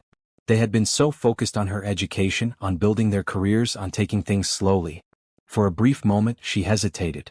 Not because she doubted her answer, but because the magnitude of the moment overwhelmed her. This was Richard, the man who had saved her and her family. The man who had loved her patiently and selflessly. The man who had become her best friend, her partner, her love. Saying yes meant committing to a lifetime together, to all the joys and challenges that would bring. But even as these thoughts flashed through her mind, Naomi knew her answer. She had always known. "Yes," she said, her voice breaking with emotion. "Yes, Richard. I will marry you." Richard stood and slipped the ring onto her finger. It fit perfectly. Then he pulled her into his arms and kissed her deeply, pouring years of love and patience into that contact. When they finally pulled apart, both were crying and laughing at the same time. They heard a sound and turned to see Sophie standing at the balcony door in her pajamas, her eyes wide. "Did Naomi say yes?" Sophie asked hopefully. "She said yes," Richard confirmed, grinning. Sophie squealed and ran to them, and they both knelt down to hug her. "Does this mean Naomi will be my real mom now?" "If you want me to be," Naomi said, kissing Sophie's forehead. "I would be honored to be your real mom." "I want that," Sophie said firmly. "I want you to be my mom forever." The three of them held each other, their little family now officially committing to forever together. Over the following days they shared the news with everyone. Mrs. Johnson cried happy tears and hugged Richard, thanking him for loving her daughters so completely. Jerome was thrilled, joking that he would write a best-selling romance novel based on their love story. Richard's parents were delighted, welcoming Naomi officially as their daughter-in-law. They planned a wedding for the following spring, giving them time to organize something beautiful that reflected both their families and their journey. Naomi wanted her mother and Jerome deeply involved. Richard wanted Sophie to be a flower girl. They both wanted a celebration that honored where they came from and where they were going. But Richard had one more surprise planned. On the 5th anniversary of the day they met, Richard arranged for them to go to O'Hare Airport. Naomi was confused about why they were going to the airport when they had no travel plans, but she trusted Richard and went along with it. They arrived at the international terminal, the same place where their story had begun 5 years ago. Richard led Naomi to a specific spot near the arrivals area. "This is where I was standing when you walked up to me," Richard said. "Right here." With Sophie crying in my arms and me feeling completely helpless. Naomi looked around, remembering that day. She had been 17, nervous about the math competition, worried about money, uncertain about her future. And then she had heard a baby crying and seen a man who needed help. "And I was standing over there," Naomi said, pointing. "In economy class seating area. I watched you walk back and forth and I counted Sophie's crying patterns." "You saved us that day," Richard said. "Both of us. And you've been saving us every day since." "You saved me too," Naomi replied. "You gave me opportunities one never dreamed possible. You loved me when I didn't think I deserved to be loved like that." Richard pulled her close. "We saved each other. That's what the best partnerships do." They stood there for a moment, remembering and honoring their beginning. Then Richard gestured, and Naomi noticed for the first time that their families were there. Mrs. Johnson and Thomas, Jerome, Richard's parents, Sophie, Maria, and several close friends. They all held signs and balloons, watching with huge smiles. Sophie ran forward carrying a small gift bag. "This is for you, Mommy," she said, using the title she had started using after the engagement. Naomi knelt down and took the bag, tears already forming. Inside was a small frame with a photo from that day 5 years ago. Someone had taken a picture of teenage Naomi holding baby Sophie on the plane, both of them calm and peaceful. Below the photo, Sophie had written in her careful handwriting, "The day our family started. I love you, Mommy." Naomi hugged Sophie tightly, crying openly now. Then she stood and hugged Richard, overwhelmed by the thoughtfulness of this gesture. Their families gathered around them, and someone suggested taking a group photo. They all posed together in the same spot where Richard and Naomi had first met, their combined families now one unit, bound by love and gratitude and hope. As they smiled for the camera, Sophie tugged on Naomi's hand. "Mommy, look." Naomi looked down at Sophie, who was grinning mischievously. Then Sophie spoke clearly and carefully, saying more words together than she ever had before. "I'm so happy you're going to be my mommy forever.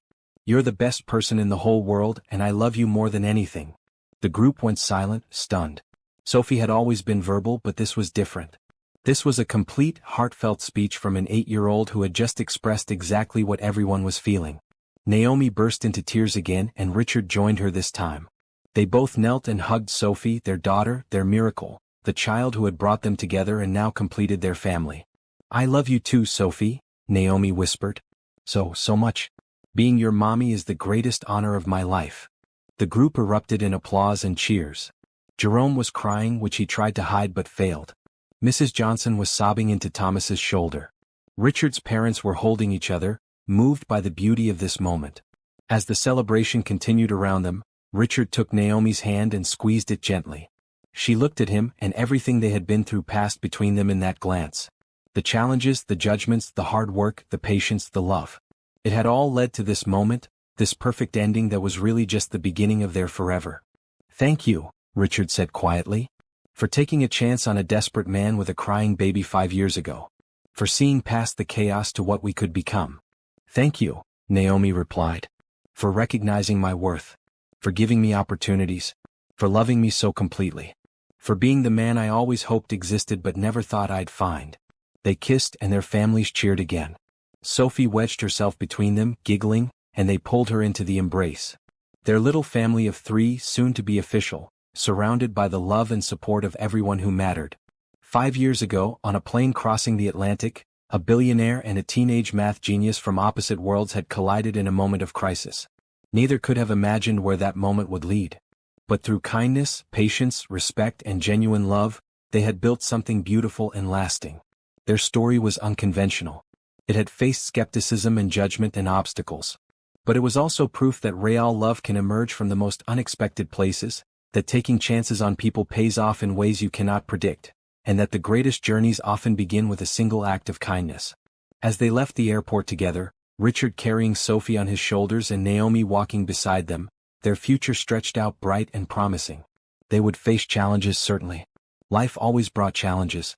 But they would face them together as partners, as equals, as a family. And that made all the difference.